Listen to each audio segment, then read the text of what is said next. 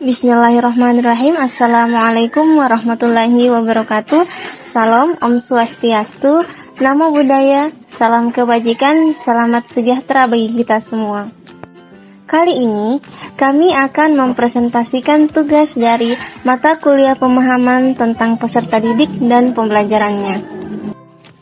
Sebelum lanjut, perkenalkan saya Stefan Ovaldo, Wahyu Cahyani, Sutrisno, dan Tazkiratun Nisa.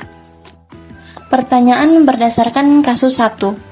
Yang pertama, menurut Anda, apa yang membuat peserta didik mampu mengerjakan soal dengan baik pada percobaan kedua tanpa melihat urutan atau langkah pengerjaan soal? Yang kedua, sebagai seorang calon guru, dalam kegiatan belajar yang seperti apa metode di atas dapat diterapkan? Elaborasi jawaban Anda dengan menyertakan teori yang diberikan. Jawaban yang pertama, yang membuat peserta didik mampu mengerjakan soal dengan baik pada percobaan kedua adalah karena adanya pengulangan yang dilakukan oleh peserta didik, di mana mereka sebelumnya mendapatkan penjelasan secara detail yang diberikan oleh guru mereka, sehingga pada percobaan kedua mereka tidak mengalami kesulitan.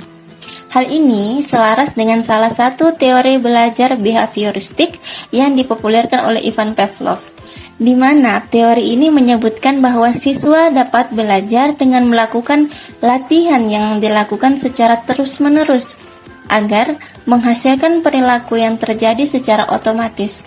Hal ini juga diperkuat oleh Edward Lee Thorndike yang mengemukakan bahwa manusia belajar dari pengalaman atau percobaan yang dia lakukan. Jawaban yang kedua, metode pengulangan ini boleh dibilang sebagai metode tradisional, tetapi dalam praktiknya pengulangan tak usang dimakan zaman dan selalu selaras untuk diterapkan dalam pembelajaran. Metode ini bisa efektif diterapkan pada saat siswa menjumpai beberapa teori atau rumus yang mungkin perlu dihafal. Kegiatan belajar lain juga efektif menggunakan metode ini, seperti pada saat diskusi.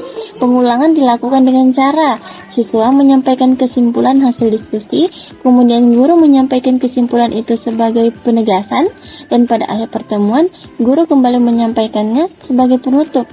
Demikian juga dengan metode auditory intellectual repetition, yaitu belajar dengan mendengar, belajar dengan berpikir, dan adanya pengulangan yang bermakna pendalaman, perluasan serta pemantapan dengan cara siswa dilatih melalui pemberian tugas.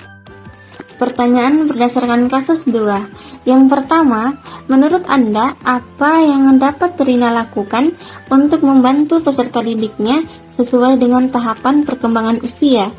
Yang kedua, mengapa kamu menyarankan hal tersebut? Elaborasi jawaban Anda dengan menyertakan teori yang berkaitan.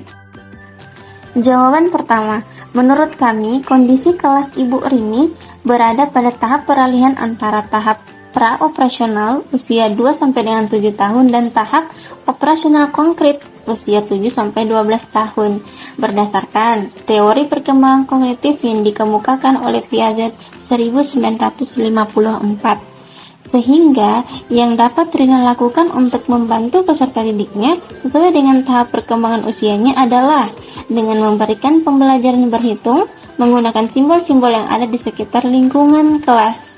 Misalnya, dengan menciptakan benda nyata pada operasional perjumlahan. Ibu Rini mengambil pensil atau penghapus sebagai contoh benda yang ingin dijumlahkan. Jawaban kedua, karena pada tahap ini, anak telah menunjukkan aktivitas kognitif dalam menghadapi berbagai hal di luar dirinya. Meskipun kemampuan berpikirnya masih belum mempunyai sistem yang terorganisasi dengan baik, namun anak sudah mampu memahami realitas di lingkungan dengan menggunakan tanda-tanda dan simbol. Cara berpikir anak pada tingkat ini bersifat tidak sistematis, tidak konsisten, dan tidak logis. Oleh karena itu, mereka belum mampu memahami konsep yang lebih kompleks, seperti konsep waktu, sebab dan akibat, serta perbandingan. Pertanyaan berdasarkan kasus 3. Yang pertama, menurut Anda, apakah pertimbangan dan keputusan Made sudah sesuai? Mengapa demikian? Yang kedua, prinsip apa yang Made gunakan dalam kasus tersebut? Elaborasi jawaban Anda dengan menyertakan teori yang berkaitan. Jawaban yang pertama, menurut kami pertimbangan MADE sangatlah sesuai karena MADE memberikan pembelajaran yang lebih bermakna dengan mengintegrasikan budaya yang menjadi latar belakang tempat peserta didik berada. Hal ini tentunya akan menjadikan pembelajaran lebih interaktif mengingat peserta didik akan lebih tertarik terhadap materi yang disampaikan oleh MADE. Jawaban nomor 2, MADE menggunakan prinsip atau pendekatan Cultural Responsive Teaching atau pengajaran responsif budaya.